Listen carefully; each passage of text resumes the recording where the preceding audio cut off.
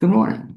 You're listening to the Blank Show podcast, a weekly show, or sometimes more than once a week, that talks about exciting things that are happening in not only the Asheville area, but also around the country. And what we typically do is try to bring in different guests on a wide variety of topics. And this topic, I have to tell you folks, is, I guess, the second pickleball show I did. I did a show about 5 years ago on pickleball, but thank you for being my guest on this show. And what I'd like to do is, first of all, introduce Teri Lyng and Lynn Roberts, my guests today. And folks, you can wave to all your fans and friends who are watching this. Give them a big I, wave. Okay. And those are my guests today. And what I typically do the first time I have a guest on board is find out a little bit about the both of you. I guess let me start off with Teri, if I can. And in terms of as a kid, you grew up where? I grew up in Chicago. Okay. And growing up as a woman in Chicago, did you always know you wanted to be involved in pickleball? Was that your goal in life? No idea I wanted to be involved. It didn't exist at that I was going point. to say, how old is pickleball? Well, I think it goes back to the 60s or 70s when it was invented by a bored family in an island somewhere outside of Washington State. So it has deep roots. It just didn't become popular until recently. So when you were growing up in Chicago then area, what did you want to become? I wanted to become a scientist, which is what I did. Okay. And are you still a scientist? Well, I'm a retired scientist. Okay, well, that still counts as something. And what kind of scientist were you? I'm a PhD biochemist, and I worked in the pharmaceutical industry for my whole career. Okay. And so while you were working in pharmaceutical area, did you also play tennis? Was that the tie-in to pickleball, or is that the oftentimes tie-in? Not really. No, I mean, I enjoyed sports as a kid. I liked skiing. I played basketball and things like that. Racket sports wasn't really my thing. Pickleball drew me in more because of its accessibility than because I had a history of racket sports. So if you would then talk about how you got involved in pickleball. Well, I think my husband and I moved to Asheville about 6 years ago, and wanted to, get involved in the community. And we did want to actually try to play tennis and had a hard time finding people to play with. But we saw this pickleball thing going on places, and we just showed up at the courts. People started explaining to us how it worked. And little by little, we had a growing group of friends, and we're showing up regularly with groups, and it was just a great way to enter a new community and start to make roots. And people were extremely welcoming, and it's a sport where people teach each other as you go, and so we just got sucked into the both the fun of playing, but also the social network that comes with it. And you've been playing pickleball for how many years now? 6 years. Okay, cool. And so I'll ask the same questions of Lynn. Lynn, in terms of as a child, you grew up where? I grew up in Morganton, not far from here. Okay. As a child, so again, I assume, I don't know, pickleball was around then, but No, as a not kid, around Morganton, it wasn't. okay, so as a kid, what do you want to do? I played basketball, I swam, I played volleyball, I played lots of different sports, always enjoyed sports, but I played a little bit of tennis and I've said I would have played a whole lot more had I known that in this phase of my life it would have been very helpful, but I mostly did other sports at that time. Now, is that what typically happens with pickleball players? They've been tennis players, or it's easy to pick up if you're a tennis player? It's probably 50-50, but tennis players do seem to have an advantage when they start the sport because they're very comfortable with a racket sport already. Okay. And so, but you don't have to have had that Oh, no, background. no. So is it something that anybody can pick up? Oh, goodness, yes. Yes. Okay. But what Yeah. about the fact that in terms of being in shape? So the pickleball get you in better shape? Is that a good activity to get in shape with? Absolutely. Absolutely. It's a great workout. Okay, but you don't have to be physically fit to be a pickleball player. You can start off not physically fit, and if you play on a regular basis, next thing you know, you're physically fit. Okay, because the whole idea of it, though, it does involve a lot of movement and running. Is that correct? It does, but because the pickleball court is significantly smaller than a tennis court, you have much less area you have to cover. And we typically play doubles, so you're responsible for a manageable piece of the court. So Now, yes, there's movement, but it's not the kind of movement I could do pretty easily when I was 20 that comes a little harder now in my 60s. Well, so in terms of then pickleball playing, that how often do you play? 6 days a week. You really? And Yes. I'll put Terry on the spot. Same thing too. Terry, how often do you play? I'm probably playing 3 to 4 times a week now. Yeah. Okay, wow, that's something. So back to Lynn then. So you're playing 6 days a week. How long do you play for? Roughly 2 hours each session. Okay, that is quite a workout though, I would Yeah, imagine. it's great, but it checks off lots of boxes. It's not just a workout. It's also my social time. I play with friends. It's just a great time. We laugh a lot. We enjoy each other's company. We have become such good friends that not only do we all play pickleball together, we celebrate birthdays together and we go out to dinner together and we go to each other's homes. We just do a whole lot of activities outside pickleball. So in another life, before you discovered pickleball, what had you done? So now you have no time to do anything else except do You're pickleball. right. I don't know how I worked a job. Thank goodness Did, that did you part's over. did you work a I, job? I did. I was a teacher. I retired after 30 years in public education in North Carolina. I Okay, sure. I'm impressed. You're like me. I had like 40 years, but you started. So what? You started at the age of 7. You're like the youngest teacher ever. Yes, In, yes, I was. That's exactly how it all worked I'm out for impressed. me. So yeah, teaching. What did you teach? I was a lot of different things, but for the biggest part of my career, I was a technology facilitator at an elementary school in Charlotte. Okay. And I don't know about you, but I'm grateful. I taught most of my adult life, in a lot of respects, because of all this AI stuff. I'm just grateful I'm not teaching now. Um, Oh, see, the technology girl in me thinks, wow, the things I could do with AI. I taught at the college level, and the whole game is changing. You can't give papers anymore. That's the biggest thing. And they have to go back to when you were a kid. I was a kid. You would take a test in class, and you actually write out the stuff and Yeah, write papers. You can't do that anymore. yeah. You can't do it at the home. So you retired from teaching. How did you find out about pickleball? Well, it was interesting. I moved to Asheville in 2018 from Charlotte. Been there 30 some years. It was very much my home. Married my husband, moved up here where he is. And I said for about the first year I was here that if something happened to him, that the moving truck would probably pull up that day and I would head back to Charlotte because that's where my friends were and my kids were there and Sure. my life was there. And then a friend of mine, Jane McDonald, that I met at the Woodfin YMCA, kept on me about you've got to learn how to play pickleball. You've got to learn how to play pickleball. And so finally I said, okay. And I watched some YouTube videos enough to where I could go stand on the court with her and we could hit a few balls. And that was it. I was addicted. And now, if something happened to my husband, I couldn't leave my pickleball community. It's just so much a part of what has made Asheville home for me. That's really cool that you've done that. But the fact is that you play pickleball. Does your husband play pickleball? Yes, he does. Not quite as rabidly as I do, but he plays several times a week. In fact, Terry and I's husbands play together in a group. So Oh, with the four of you play? We all of do. us play, and we play each other. And a thing you might note about pickleball, Terry, I'm getting ready to embarrass our husbands. Here we go. Is it's a great sport to play mixed gender. You know, it's not always true that women and men can play a sport together. But in fact, the last few times we played, Terry and I have played the husbands, and the last two times we've beaten them. And I hate to Oh. say that in public for the whole world to hear, but it happens. But I would think though, like it's almost like tennis or the whole discussion of men playing women's sports and vice versa. Pickleball, you can play on an equal basis. Men can play versus women. We can. I mean, we play pretty well against our husbands. Now, the next time we play, they may beat us 11-1, but we can play with them. Yeah.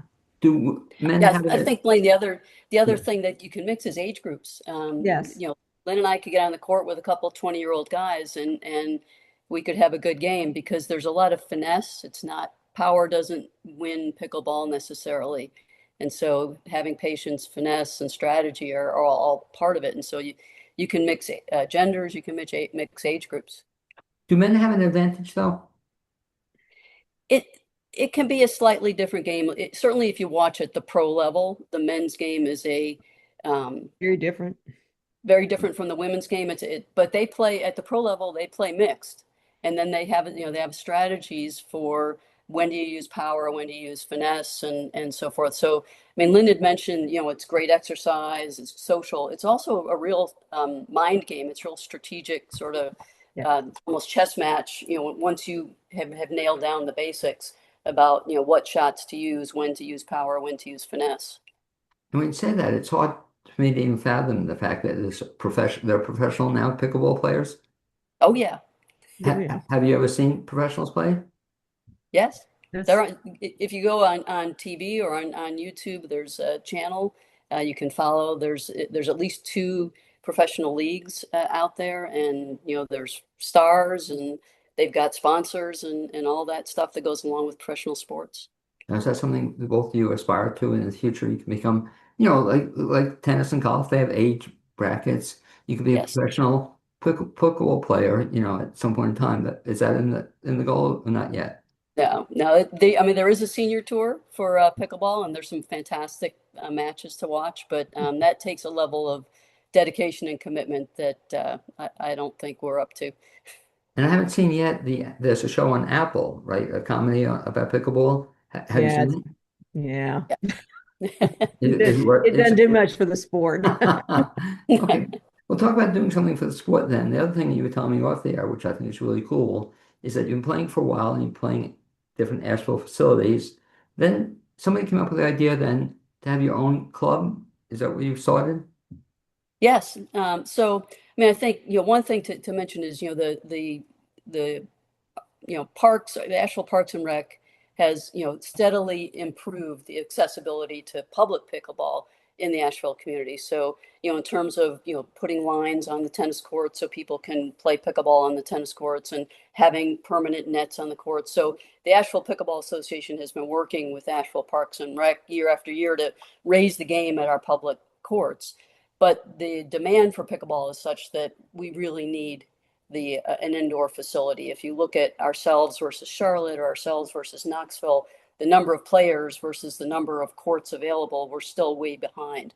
And so my husband and I found this group late last year that had the idea to convert a unused warehouse in Weaverville into an indoor pickleball facility, which is called Ballcrank Pickleball Club. And so we are on the verge of opening Ballcrank Pickleball Club now. And by late September, we should be open, and it'll be 12 indoor courts. And I think it's just complementary to what's available, with the public courts, to have indoor courts where the weather won't be a factor, where you can play outside of the sun, on hot days, and where you can have more programming. I think the difference between a public courts is people show up and play. At sort of the club that we're creating, we will have programs. So you can sign up for a clinic or a league or sign up for a lesson or come into what we call an open play where groups of people get together and rotate and play together. So it's more, you have more organization around it. What about the controversy I faced when I lived in Biltmore, a lake, and I was on the board there, and the whole thing was converting the tennis courts to pickleball and then being able to do both. Is that something that can be done or it doesn't work out well? So, I mean, it's been working at many of our public courts. What Parks and Rec did is they made a schedule. So on Right. these hours, tennis has priority. On these hours, pickleball has priority. And so there was it was clear to the tennis players when they would have free reign to come and use the courts. But it is, because we don't have enough courts. It is a concern just because there's a lot of pressure to use the courts. But many communities do the mixed use, and that's what we have now. The Asheville Pickleball Association has been working for a couple of years now with the city to create dedicated pickleball courts, and they have created that program. There's a project underway to create dedicated pickleball courts at the Roger Farmer Park. So that will take some pressure away from the multi-use of the tennis courts as well. Let me ask Lynn then the question in terms of playing pickleball. Is that confusing as a pickleball player to have both sets of lines on the court? Well, it's certainly not ideal. We've all learned how to deal with it because it's, kind of what we've got in many instances, unless you were a member of a private club. I mean, pretty much everything is dual line courts. So you do get used to it, but it's certainly preferable. to have dedicated pickleball courts. And we're really excited at Roger Farmer Park. We're finally going to have 8 to 10 public dedicated courts that our community can enjoy. APA has worked really hard to push for that initiative, and we're happy to see it come into fruition. When you play both tennis and pickleball on the same court, are the lines different colors or how do they do that? Yes, they're different colors. Okay, because I have a problem with that. I'm colorblind, so it'd be even more of a problem. My husband's kind of colorblind, but once you've played a while, you kind of know which line is which. Even if they were all the same color, you would kind of know what's what. Well, let me ask you this question. In terms of this area, are there more now pickleball players than tennis players, or is it evening out? Is there a way to figure that out? Well, pickleball has been the fastest growing sport in Sure. the United States for several years. I don't really know how you would measure that definitively, but I do know when I ride by the courts that are optional for both pickleball and tennis, it feels to me like when I look out my window, there's pickleball More than tennis. more than tennis. Yeah. Yeah, it's also a more dense sport, right? So you can have two pickleball games with therefore 8 players. Basically, we almost always play doubles. So a pickleball game is going to involve 4 people. And so one tennis court has 8 people playing if it's a pickleball game. If it's a tennis game, it's either, 2 or 4 people playing. So Mostly it's two. for the surface area. So a lot more people are getting to enjoy the courts when it's pickleball. Very cool. Do some people still play both sports? Yeah, I mean, most of the people that are the other investors in our pickleball club, in the Ballcrank Pickleball Club, are avid tennis players who happen to sample pickleball and realize that it was also great fun. But most of them play both still, and it's just a different vibe. I think they really enjoy the competitiveness and the athletic endurance required, for tennis. But for pickleball, it's the fastness. Pickleball is more like ping pong in some ways than tennis because the reaction times are very fast compared to tennis. Just a faster moving game, more going on in a point, longer points. People enjoy both. Trying My not to theory be, is too that pickleball is more social just because the court is smaller. You can talk to all 4 people can talk among yourselves as you're playing. If you're on a tennis court, you're pretty far from your opponent where we're all right in each other's faces. So trying not to be sexist about it or ageist about it, but is pickleball, would say it's more easy for women to get involved in it or even older folks get involved in it than tennis? It's easier for anyone to start from scratch and become a pickleball player because tennis requires some pretty unique techniques to get that ball through the stroke and whatever, and to do a serve. All those things are techniques that you have to learn. In pickleball, we do intro to pickleball clinics. The APA sponsors them throughout the summer, free at the Oakley Park. And in 2 hours, we can make you into a pickleball player. And it doesn't matter if you've ever held a racket before. So the ability to get started as a pickleball player is much easier than tennis. And also, nice thing, I guess, about being a pickleball player, it's, I guess, cheaper than playing tennis, or it's, Yeah, I think it is. I mean, the equipment can go anywhere from, a nice paddle that could get you started at, you know, $30 to $50 to you could spend more. You can spend a lot more because there's some very high-end pickleball paddles. But really, you just need court appropriate shoes. You need a paddle, and you can go out to the public courts and with a pickleball. It's pretty low. how about somebody going out to the public courts? Do you have people who have played the game before just come and pick up a game on the spot? They could, and people, and Lynn and I have both done it, where you're out playing with a group and you see someone kind of pickleball curious on the side watching, and you pull them in, say that take a paddle, try this out. I mean, everyone's kind of an ambassador for pickleball, but I think the easier route is people come to our free intro to pickleball clinics, or we'll at Ballcrank Pickleball Club we'll be having intro to pickleball clinics. You kind of learn how the game works in a 2 hour session, and then you can show up at the courts and mix in and make your way up. It's very easy to get started, and then it's very challenging to get great at it because you can always improve your game. I And think since that's you, one of the best outreach programs that APA has is our beginner clinics. We have 2 pros here in town that teach it and do just a phenomenal job. And you can show up without investing in either paying for lessons or any equipment. You can show up and we have everything you need to try it out. And Very then if you nice. like it, for a minimal investment, like when my husband and I got started, we ordered two paddles on Amazon and two balls, and I want to say it was 30 some dollars. Now we quickly outgrew that equipment, but it got us started. It helped us know that this was something we wanted to enjoy and pursue. So So just in terms of, you said the paddles, where do the paddles range? Because my wife did the same thing too. She got a paddle and she got some balls, but for minimum amount. What do now, if you want to get good paddles, what does that run? Well, I mean, you can get a paddle that'll get you through to an intermediate player, probably $30 to $50. What you probably don't want to buy is the simple wooden paddles because that really doesn't give you the experience of the game. But there's definitely current technology paddles that you could get for, let's say, $50. Now, if you're obsessed and you want the best, highest power paddle, you can spend $330. And there's plenty of paddles. I think for myself, I'm in the kind of $150 per paddle range, in terms of something that's what paddles give you is they give you a certain amount of pop, so of power when you hit the ball, and a certain amount of spin based on the surface. And those are the main things that people are looking for when they choose a paddle to use. Since you mentioned it, you talk about the certain amount of pop.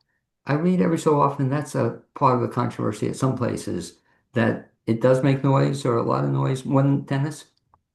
Yes, yes. so it is true that the ball striking the paddle is a unique kind of noise. And also put eight players where there used to be two players, and the people make noise. So combination And we're of close together and we're laughing and people having fun makes noise, yeah. as does the play. So I think it's important, and municipalities are starting to be aware of this. And it's one of the reasons I think why the city chose Roger Farmer Park is it was a good placement in terms of being accessible to the community, but not creating a noise concern for the community. It's something that pickleball needs to pay attention to because it's not fair, for you to have a party in someone's backyard and them have to deal with that every day. So I think it is important that the pickleball community pay attention to that. And that's one of the reasons why for us, the indoor courts, no one's going to be bothered by pickleball noise when we're playing, indoor. Well, especially as you say, I can imagine playing outdoors if also people play late into the night. They play it, it can, especially their lights and can get loud. So, but since you mentioned it, now let's talk about how this evolved into I love the name, Ballcrank Pickleball Club. What was the idea behind that? The name or the club itself? The club itself.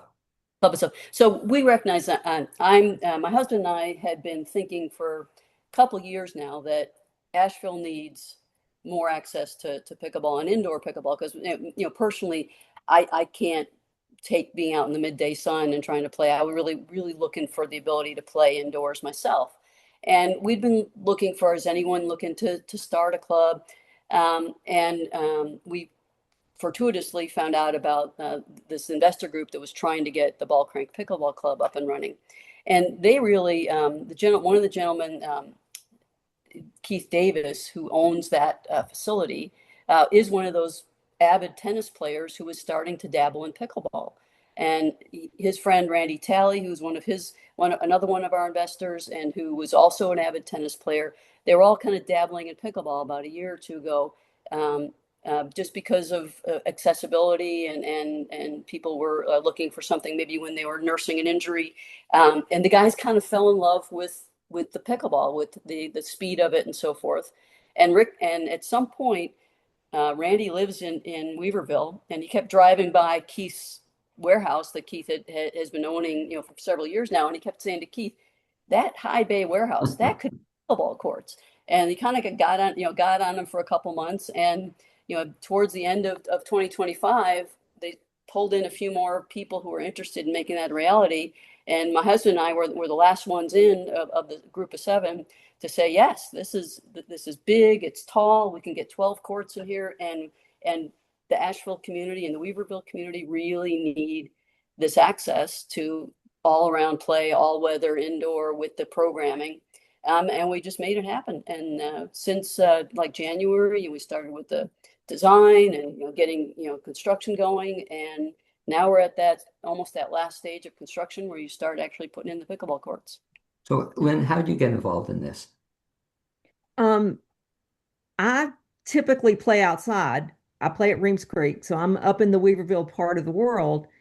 But anytime it's really, really cold or Right. really, really wet or really, really, really windy, I have a group of friends and we would get in a car and we would drive to Black Mountain to play indoors. So we heard, and I didn't know Teri's been a friend for a long time, but I didn't know she was involved. We kept hearing these rumors about this ball crank that was coming, and this ball crank is coming. It's going to be right near us. And at an APA meeting, it was announced that, ball crank is starting this. And then Teri says, and I'm an investor. And I'm like, yes. So we're just thrilled to have this great option. We're going to have just world-class courts right in our backyard. I'm just so fortunate to have this opportunity and be able to have an play in a place that's going to have cushioned courts and it's going to have all the amenities you can imagine. We feel like it's going to be healthier for us because as much as I like to play outside, I don't know that being outside 2 hours a day in the summer in the hot sun is a good plan. And we feel like with the cushioned courts, as all of us age for knees and whatnot, we feel like this is going to give us longevity in the sport, being able to play in such a great environment. So And it's going to be explain great. what is a cushion court exactly? Yeah. So maybe I'll jump in for you, Blaine. Right. So in the particular courts that we're putting in, it's going to be so you have a cement surface, and then you're going to lay 6 millimeters of a dense rubber foam that's going to be adhered to that, and then you do sort of the normal layering of the sort of acrylic that you would see on a nice tennis court. So we'll have the layers of that. So it's a court that just has a little give to your joints while you're playing, while maintaining all the ball bounce and playability that you would want in the game. And so just as you're describing it, it sounds like it'd be a lot safer than a regular cement court or playing outside. Yeah, I wouldn't call it safe. I would just call it, when we play 2 hours on a cement court, like sometimes you'll go to a YMCA or something where it's indoor and you can play a little bit. You play 2 hours on a cement court, your hips and knees kind of tell you've done it. But on the cushion courts, you get it just gives you a little less of that jar in your body. We'll talk about that if you would in terms of people playing pickleball. So playing on an indoor court such as this, how long can they play to? What's the oldest pickleball players out there? Oh God, well, I saw a video recently of a 94-year-old woman, I think, that was out there playing. Certainly, we've played with people in their 80s. You know, there's people who are very deceptive because they've got great strategy and finesse skills, and they're not maybe they don't have great mobility, and somehow they're still beating you because they're putting the ball in specific places with specific spin or whatever. So people adapt if they don't have great mobility, they end up adapting a game that's more tricky and more built on finesse. But there's people out there in their 80s for sure. Let me ask Absolutely. Lynn this question. I think Lynn, you said you had played tennis when you were younger. A little bit, not enough to make a difference. No. Because I'm just curious about pickleball. One of the things I didn't like about tennis is that I just like the idea of playing with somebody, hitting the ball back and forth and, having a nice time. Whereas in pickleball, do people do that, or is the whole goal to win the game and win the point and not have a When I long? come home, my husband will say, "How'd it go?" And I'll say, I don't know. We had a great time. I mean, it's Okay. not, yes, we play games. We do play games. We usually play 6, 8 games when we get together. But who wins and who loses is really inconsequential. It's, did you have a good time? Did you feel good about your game? Do you ever play when you're playing? Do you ever play though just to hit the ball back and forth and just to have a volley or rally? Do you ever do that? We warm up, but once we warm up, we play games. But the games are not, it's not cutthroat. It's not, Yeah. you know, Yeah. I think we more celebrate long rallies. Like, what's yes, really fun is you get into a really long rally where someone, gets the ball you didn't expect. It goes again, it goes again. You get these long rallies, then everybody's happy at the end of that point. It yes, doesn't really matter who is the last one to make a exactly.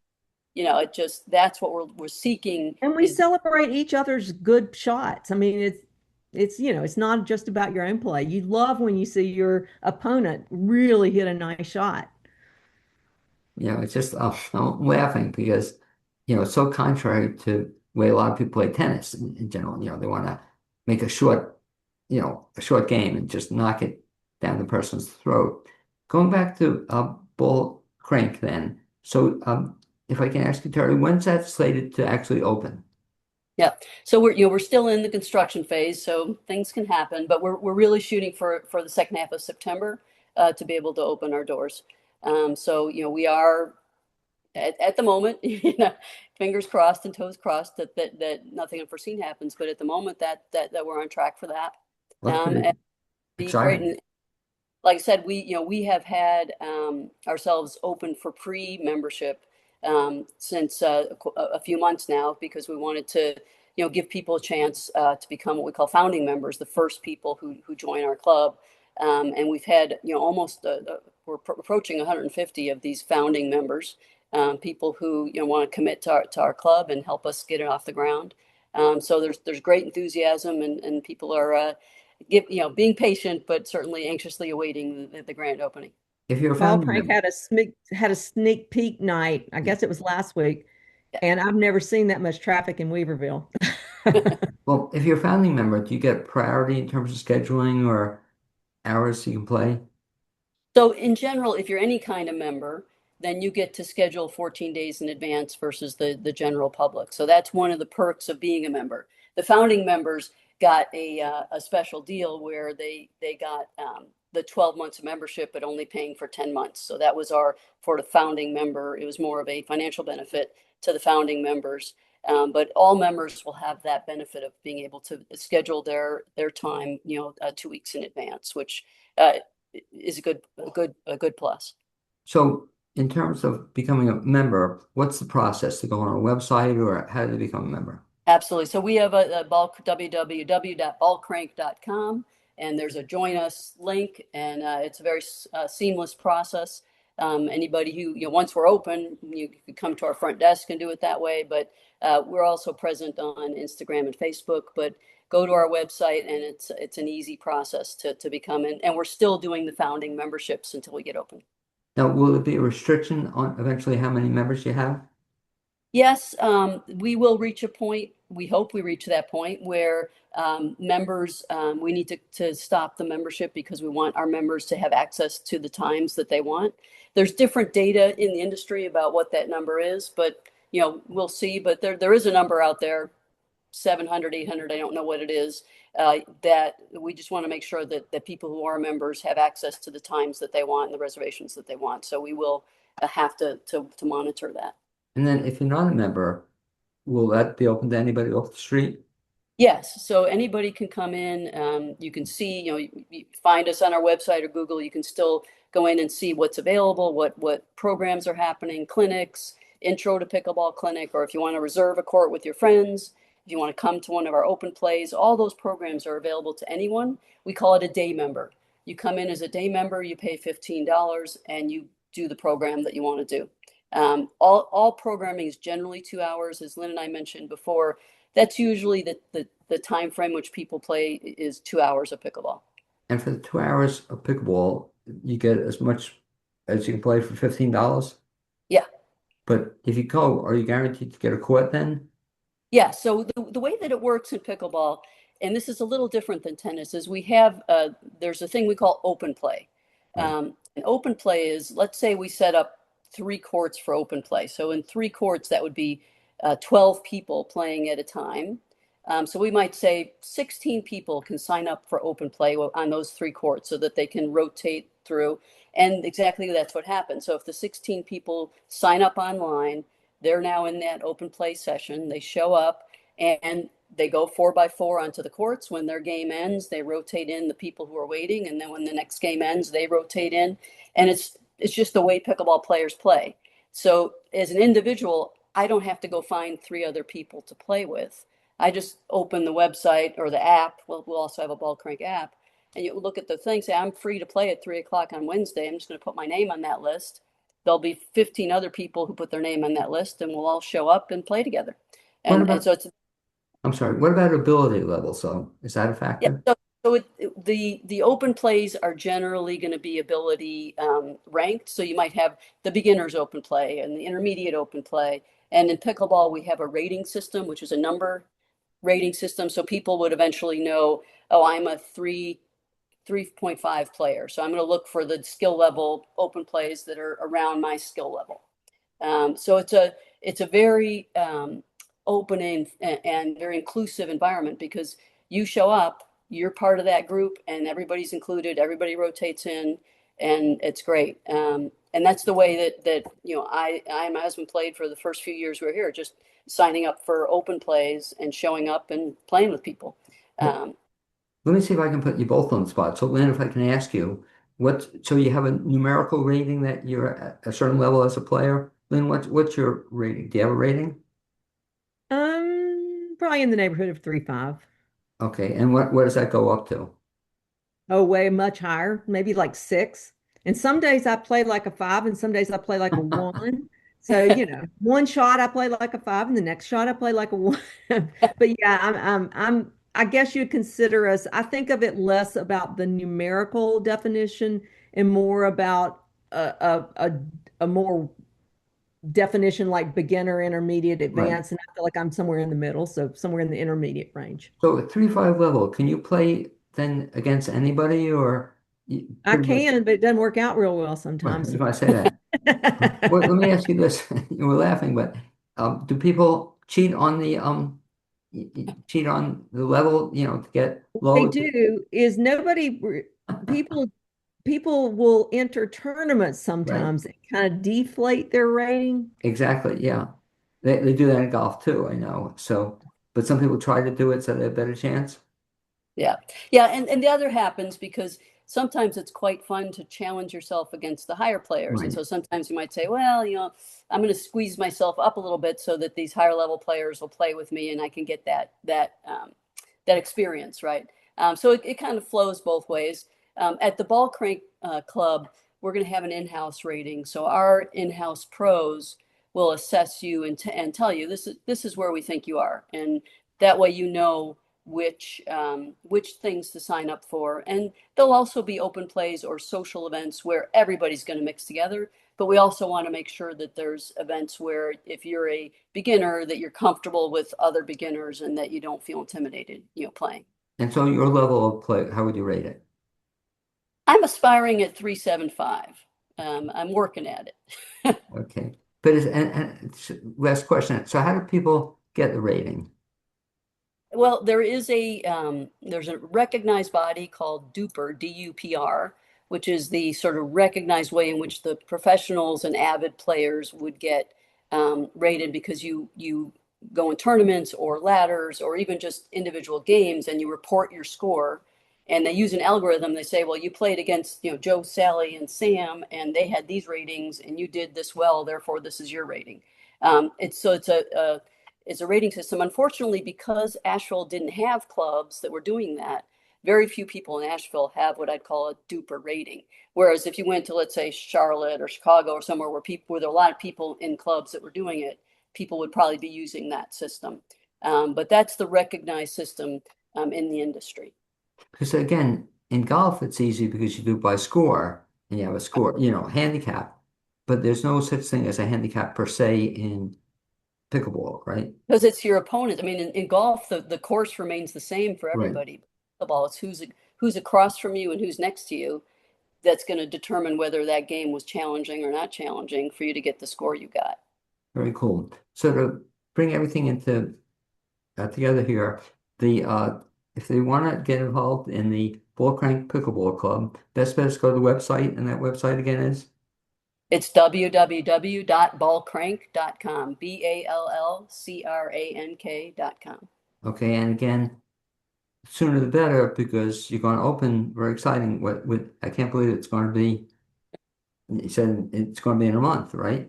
Yeah, yeah, yeah. And I would just like to also recognize that Asheville Pickleball Association, if you go to that website, you can find the intro to pickleball clinics that are free at the parks, through the summer months, and also other amenities and activities that would help people get involved in pickleball in the community, and get them, connected to those events. It And I'd sounds like also like to push for anybody who's listening that is not a member of the Asheville Pickleball Association to please join.